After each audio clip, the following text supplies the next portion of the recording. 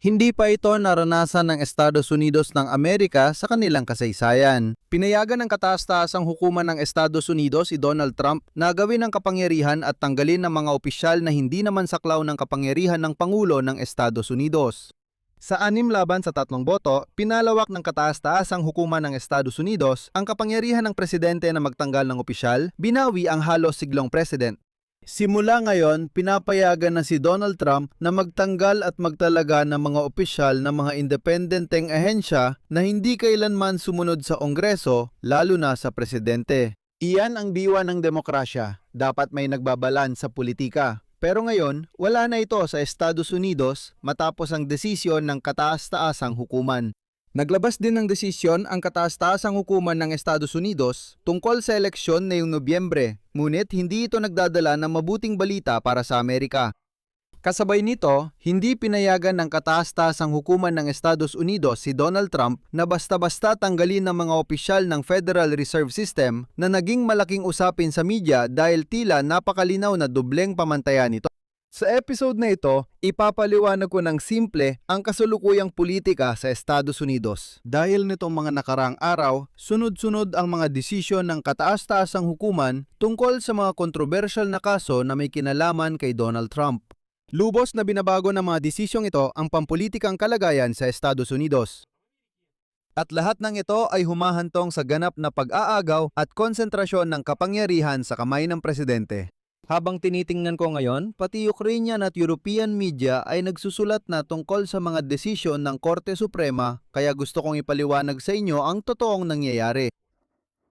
Ang pangalan ko ay Alexei Pechi. Tara, pag-usapan natin ang paksang ito ng sabay-sabay. Pero bago tayo magsimula, hinihiling ko na mag-subscribe kayo sa channel, mag-like at mag-iwan ng kahit anong komento ninyo. Mag-subscribe rin kayo sa Telegram channel kong Pechi News. Makikita sa description ng video ang link na ito, pati ang links ng lahat ng social media accounts ko. Sige, magsisimula ako sa talinghagang paliwanag tungkol sa estruktura ng sistemang pampulitika ng Estados Unidos. Ganito ang ayos ng kapangyarihan doon. Ipapaliwanag ko ito gamit ang larawan o halimbawa. Isipin ninyo na may 3 kandado sa pinto ng bahay at para makapasok, kailangan mabuksan lahat ng ito. Nasa bulsa ninyo ang susi ng unang kandado habang ang susi ng pangalawa ay nasa kapitbahay na nagbabantay para hindi kayo gumawa ng kalokohan. Sinusuri nila kung umuwi kayong lasing mula sa party o hindi. At ang ikatlong susi ay nasa isang independenteng gwardiya na hindi ninyo basta-basta mapapaalis kahit hindi ninyo siya gusto. Pero kayo rin ang kumuha sa gwardyang iyon noon at siya ang nagbabantay sa bahay at hindi niya hinahayaan kahit kayo nasaktan ng bahay na iyon. Pero hindi kanya papapasukin sa sarili mong bahay kung ang balak mo ay saktan ang bahay na yon. Ganon din halos ang sistema ng kapangyarihan sa Amerika sa nakalipas na 250 taon. Ang presidente, kongreso at independenteng ahensya ay nagbabantayan upang walang maging sobrang makapangyarihan. Lahat silang tatlo ay may kanya-kanyang susi at hindi sila maaring gumalaw nang wala ang isa't isa. At para makagawa ng desisyon, kailangan ang mga susi ng bawat isa sa kanila. Presidente, Kongreso, independenteng ahensya. Noong Hunyo 29 basta tinanggal ng Korte Suprema ng Estados Unidos ang ikatlong kandado sa pinto. Wala na ito ngayon sa bahay na ito. Hindi na rin kailangan ang ikatlong susi. At ginawa ito ng Korte Suprema ng maingat gamit ang mga legal na termino at walang malalaking iskandalo, kaya karamihan sa mga tao ay hindi man lang napansin na may nangyaring makasaysayan talaga. Pinayagan ng Korte Suprema ng Estados Unidos si Donald Trump na tanggalin ng kahit sino. Ito ay desisyon sa kaso ng Trump laban kay Slaughter. Sa 6 na boto kontra 3, pinalawak ng Korte Suprema ang kapangyarihan ng presidente na magtanggal ng opisyal at binasura ang halos isang siglong president na Humphreys executor. Ano ang ibig sabihin nito? Sa Amerika, may mga 200 tinatawag na mga independenteng ahensya. Ito ay mga estrukturang nilikha upang magtrabaho ng hiwalay sa politika. Sila ang nagre-regula ng halos lahat ng aspeto ng buhay ng mga Amerikano nang walang pagmamalabis. Ang mga ahensyang ito ang nagre-regula ng malalaking bahagi ng buhay ng mga Amerikano, mga alitan sa paggawa, mga karapatan ng federal na empleyado, diskriminasyon sa trabaho, mga credit union, mga unyon ng manggagawa at iba pa. Mga tanong tungkol sa pag-recall ng delikadong produkto, regulasyon sa pagkain at gamot, investigasyon ng aksidente sa eroplano at iba pa. Mga independyenteng ahensya ito na hiwalay sa politika. Simula 1,000 naraan 14 pinoprotektahan ng batas ang mga namumuno sa mga ahensyang ito sa pamamagitan ng simpleng patakaran. Maaari lamang tanggalin ang mga miyembro ng mga komisyong ito ayon sa batas kung sila ay hindi epektibo, pabaya o umaabuso sa posisyon. Pero hindi dahil sa sila ay nakikipagtalo o hindi sumasang-ayon sa Pangulo. Iyon nga ang punto, ang mga ahensyang ito ay walang kinalaman sa politika kaya nagagawa nilang magtrabaho para sa kapakanan ng mga Amerikano kahit sino ang nasa kapangyarihan. At ngayon, inilibing ng Korte Suprema ang patakarang iyon. Nagsimula ang lahat noong Marso 2025 pa lang. Noong panahong iyon, tinanggal ni Donald Trump si Rebecca Slaughter ng Federal Trade Commission nang walang binanggit na dahilan. Sinabi niya na ang pananatili niya sa posisyon ay hindi tugma sa prioridad ng administrasyon ng presidente, kaya siya tinanggal dahil hindi siya akma. At syempre, nagsampa ng kaso si Slaughter. Ibinalik siya ng mga mababang hukuman sa kanyang posisyon na tumutukoy sa isang president noong 1935. Sa huli, sinabi ni punong maestrado ng Estados Unidos na si John Roberts mula sa Korte Suprema na walang kwenta yung president ninyo kaya basta nga lang pinawalang bisa ng Korte Suprema ang president na yon. Ganito ang lohika. Ang Federal Trade Commission ay hindi tunay na independenteng ahensya kundi bahagi ng sangay ehekutibo. Ibig sabihin, dapat kontrolado ng presidente ang ahensyang ito bilang pinuno ng ehekutibo. Hindi sana lumaki ang isyung ito kung hindi dahil sa isang bagay. Akala mo, tinanggal lang ni Donald Trump ang isang empleyada sa komisyon. Ano ngayon? Ito ang dahilan. Itong mga ahensya na ito ay sinadyang gawing independyente kahit pa sa pinuno ng ehekutibong sangay. Para ang mga desisyon ay ginagawa based sa mga katotohanan, hindi dahil sa kagustuhan ng isang tao o dahil sa pampulitikang pagkiling sa kung sino man. Ayon kay Slaughter, ang pagiging independyente ay nagpapaintulot gumawa ng desisyon base sa katotohanan at para protektahan ang interes ng mga Amerikano. Kapag ang isang pinuno ay maaring tanggalin basta-basta dahil lang hindi siya gusto ng presidente, ibig sabihin nito ay magsisimula na siyang magdesisyon hindi para sa kapakanan ng mga Amerikano, kundi dahil sa katapatan niya sa presidente. At ang pinaka-nakababahala dito ay hindi lang ito isang particular na desisyon, hindi lang ito basta pagtanggal ng isang tao, kundi pagbabago ito ng mismong pilosopiya ng kapangyarihan. Tinatawag na yon ng mga abogado ang doktrinang pinagtibay ng korte bilang tiyora ng iisang ehekutibo. Yan ang kanilang tawag dito. Ayon sa mga Amerikanong abogado, matapos ang desisyong ito, tiyora na ng nag-iisang tagapagpatupad ito. Ito ang ideya na ang Pangulo ay dapat magkaroon ng ganap na kontrol sa buong sangay ng ehekutibo. Hindi pwedeng maging independyente ang ehekutibo. Dapat lahat ito ay nasa ilalim ng Pangulo. At si Hukom Sotomayor na tumutol sa ganitong desisyon ay nagsabi na ang ganitong desisyon at ito ay CP, binibigyan nito ang Pangulo ng kapangyarihan na hindi pa nalalaman kahit ng korona ng Inglaterra na siyang nilabanan ng mga ama ng bayan, itinatampok siya sa ibabaw ng dati niyang kapantay na mga sangay ng kapangyarihan. At ginagagawang lisensya ang tungkulin na tapat na ipatupad ang mga batas upang kumilos laban sa mga batas na yon mismo. Ayon sa kanya, isinasantabi ng hukuman ang demokrasya para sa isang tao na binabago ang estruktura ng kapangyarihan batay sa teorya ng nakararami tungkol sa ganap na kontrol ng ehekutibo. At dito mismo, si Donald Trump, ipinakita niya kung gaano niya hinintay ang desisyong ito. Narito ang kanyang sinabi, 70 taon ng president ay tuluyang at walang pasubaling binawi na lubos na napapalawak ng kapangyarihan ng Pangulo sa panahong ito na higit na kailangan ito. Ibig sabihin, hindi itinatanggi ni Donald Trump na pinalalawak ng desisyong ito ang kapangyarihan ng Pangulo na tinatawag na pag-aagaw ng kapangyarihan. Ngunit may detalye sa desisyon ng korte na lalo pang nagpapainteresante sa buong sitwasyon. Sa parehong araw, tiningnan din ng Korte Suprema ang pagtatangkang tanggalin ni Donald Trump si Lisa Cook mula sa Federal Reserve System. Ito ang sentral na bangko ng Estados Unidos na namamahala sa interest rate at humahawak sa ekonomiya ng bansa. Batay sa naunang desisyon ng Korte Suprema, pwedeng alisin ni Trump si Lisa. Nagpasya na ang korte na pwede siyang magtanggal. Pareho lang naman siya sa dating empleyada. Biglang nagbago ng pasya ang Korte Suprema at hinarang nila ang pagpapatalsik ni Trump kay Lisa Cook, miyembro ng Board of Governors ng Federal Reserve, kaya nanatiling independyente ang central bank. At ang desisyon tungkol sa Federal Reserve ay ipinasa lamang sa pamamagitan ng isang boto, 5 laban sa 4 na maestrado. Nakakapagtaka, bakit sa bangko pwede ito pero hindi sa komisyon sa kalakalan? Paano ito gumagana? Sa isang ahensya, pwedeng tanggalin ni Trump ang mga pinuno at empleyado, pero sa isa pa, hindi pwede. Sa legal na aspeto, bawal ito sa parehong klase ng tanggapan. Walang lohika dito, at agad itong napansin ng mga kritiko. Ibig sabihin ba nito na lahat ng argumento ng mga hukom sa naunang desisyon ay puro kalokohan? Ito ba ay puro peke? Bakit pwedeng tanggalin ni Trump ang empleyado sa ibang ahensya pero hindi sa Federal Reserve? Ibig sabihin, ang tanging proteksyon na natitira para sa mga independenteng ahensya ay hindi batas. Nasa 6 na mahistrado na lang ang desisyon, maaring oo o hindi, kaya't wala nang saysay ang batas.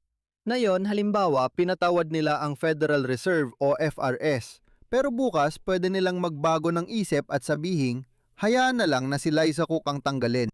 Ganito na ngayon gumagana ang kataas-taasang hukuman ng Estados Unidos.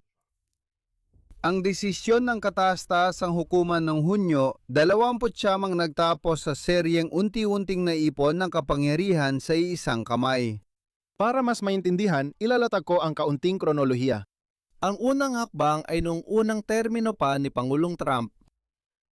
Noon, unti-unting pinahina ng Korte Suprema ang proteksyon ng mga independyenteng ahensya at pinayagan si Trump na alisin ang pinuno ng kawanihan ng proteksyon sa pananalapi ng mamimili. Noon, maingat sinabi ng hukuman na pwede mong tanggalin dahil iisang direktor lang ang namumuno at hindi isang lupon. Ibig sabihin, kung isang tao lang ang namumuno sa ahensya at hindi isang lupon, pwede mo siyang tanggalin. Ngayon, tinanggal na ang kondisyon kaya pwede nang tanggalin ang mga miyembro ng kolehiyal na komisyon. Pangalawang hakbang ay ang issue ng imunidad. Hindi ko alam, baka marami na ang nakalimot dito, pero noong 2024 ang parehong Korte Suprema sa unang pagkakataon sa loob ng 250 taon ay nagpasya ng isang bagay na nagbago sa mismong katayuan ng presidente sa batas. Noon, napagpasyahan na kung ang pinuno ng estado, ibig sabihin si Donald Trump, ay gumagawa ng mga aksyon ng opisyal bilang presidente mismo, siya ay protektado laban sa kriminal na pag-uusig para sa mga aksyong iyon. Legal man o hindi, balewala. Kung siya ang presidente noon, hindi siya pwedeng galawin. At doon marahil sa unang pagkakataon, ang presidente ng Estados Unidos ay inilagay sa itaas ng batas. Sinabi nila na, alam mo, ang batas ay pantay para sa lahat. Pero may mas pantay kaysa iba. Kung ang presidente ay lumabag sa batas, pero siya ay presidente, sa prinsipyo, hindi siya pwedeng galawin. At ang ikatlong hakbang ay ang mga pambansang utos pagpigil ng hukuman. Noong 2025, nagsimula ang ikalawang termino ni Trump at nilimitahan ng hukuman ang kapangyarihan ng mga hukom na pigilan na aksyon ng White House sa buong bansa. Muli, sa 6 laban sa 3 boto, nilimitahan ng Korte Suprema ang saklaw ng mga pambansang utos pagpigil para lang sa mga direktang nagsampa ng kaso. Ibig sabihin, halimbawa, may nagaganap na illegal na aksyon laban sa isang grupo ng mga tao. Sa grupong iyon, iisa lang ang nagsampa ng kaso sa korte. Aminado ang korte na may illegal na ginawa sa grupo pero protektado lang ang naghabla. Yung iba, kung gusto nyo, magsampa rin kayo ng kaso. Ganyan ang nangyari. Dati, isang hukom lang ang pwedeng humarang ng illegal na kautusan para sa lahat ng Amerikano kagad. Dati pwede yon. Ngayon, para lang sa mga nagreklamo at ang iba, kailangan pang magsampa ng kaso pa isa-isa. Hindi na sapat na isang hukom lang ang pipigil sa mga desisyon ni Trump. Dito, mahalagang punto na kadalasan di napapansin. Ang usurpasyon ng kapangyarihan ay hindi lang sa pagkuha nito, kundi pati sa pag-aalis ng mga may kapangyarihang magsabi ng opisyal na hindi. Ang desisyon ngayon sa tanggalan at ang desisyon nung nakaraang taon sa mga utos ng hukuman na nagpapatigil ay parehong hakbang para alisin ang mga independenteng taong kayang pigilan ng presidente ng Estados Unidos.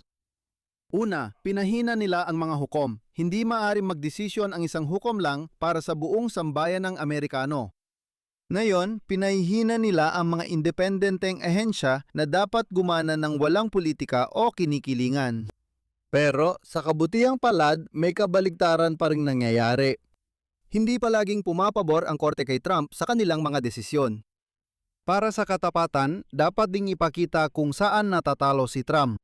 Sa taripa sa kalakalan, malaking pagkatalo ang naranasan ni Trump. At paalala, noong ika-20 ng Pebrero, 2026 laban sa 3 boto ng Korte Suprema ang nagpawalang bisa sa malawakang pandigdigang taripa ni Trump na nagpasya na lumampas sa kapangyarihan ang Pangulo na tumukoy sa batas ukol sa mga kapangyarihang pang-emerhensya.